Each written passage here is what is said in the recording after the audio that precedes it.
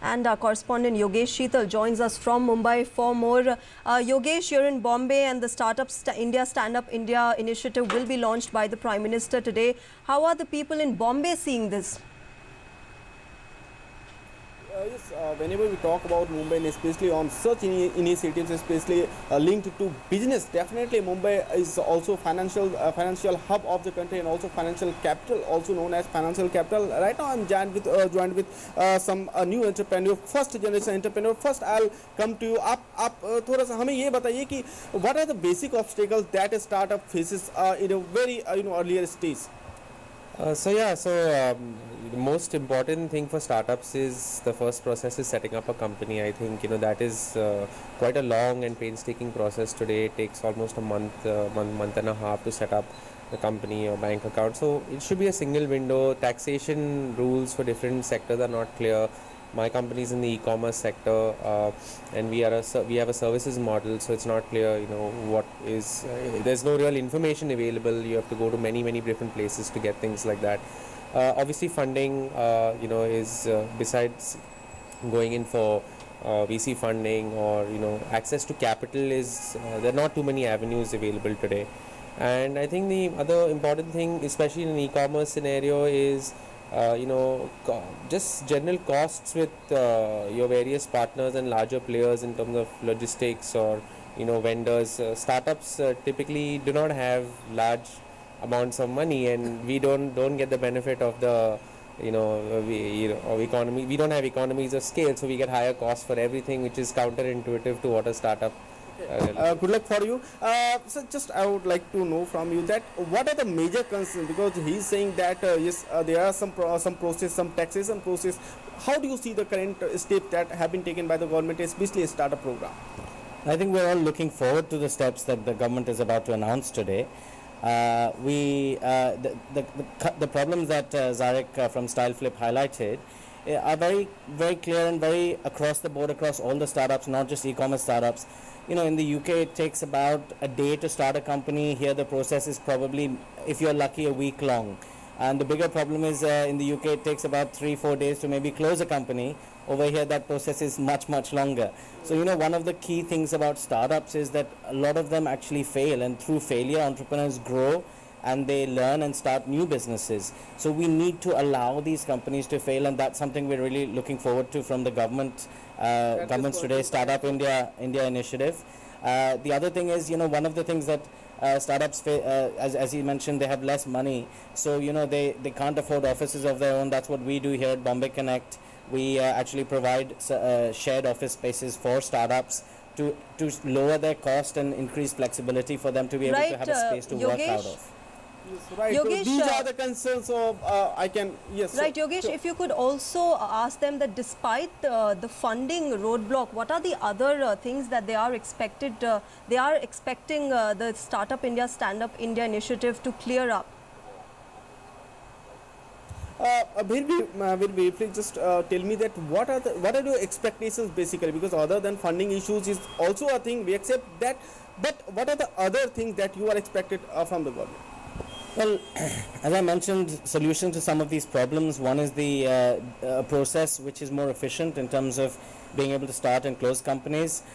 Funding is actually not that big an issue in recent years, because although there is very limited sources of funding in terms of VC is probably the only channel in angels, but maybe a preferred rate for startups in terms of being able to borrow money, because growth capital is not easy to come by. Right. So something that the government can work on that. Maybe some government fund, there was a 10,000 crores entrepreneurs fund that was announced. A little bit more detail on how people can actually access that and rejuvenate that fund and really get it going.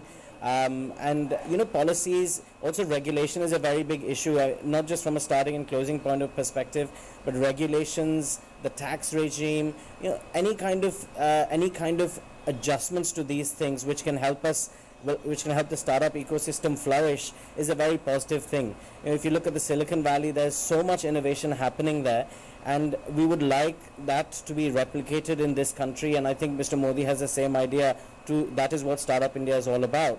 So we would really like those kind of initiatives on taxes, on regulation, on policy, and also on on the funding side, some support from the government, whether it be Yogesh, as a fund or whether it be as reduced cost of funding. Yes, Raya. Yogesh, if you could ask them Yes, one sir. last question. Startup India initiative is, in fact, as the Prime Minister has always said, that the aim is for us to become job creators instead of job seekers, and it aims really at the grassroots level. They are in Bombay, they are in cities. It is comparatively easier for them to start up their own venture. But what about people at the grassroots level? And also ask them about their women colleagues. How difficult or easy it is for the women to really start their venture. I'd like to come to Zafar. You have also mentioned several important points.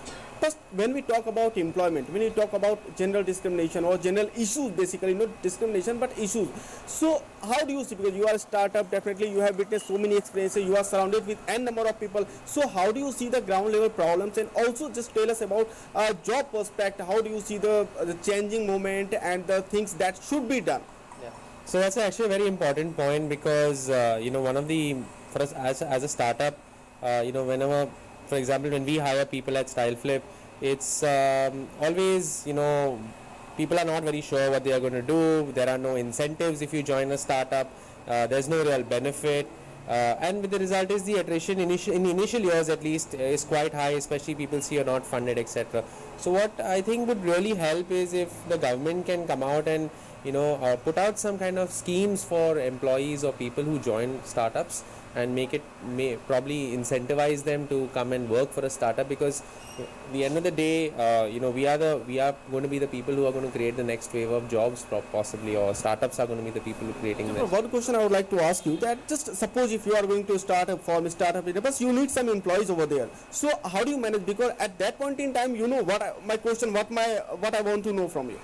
So to be very honest, to recruit our first round of employees, it was very much through contacts and word of mouth, because we do not have the capital to put out on any job portals. There is no real job portal that would be able to support, or rather give us the kind of quality of people we're looking for.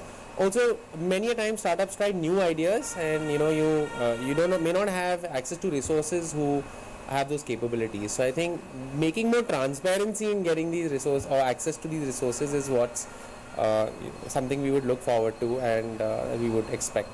Definitely, one thing you mentioned, that idea is more important. Resources are also important. There's no doubt that resources are important, but idea basic. If you have idea, then government is ready for that, and this is the high time that you can go on your way.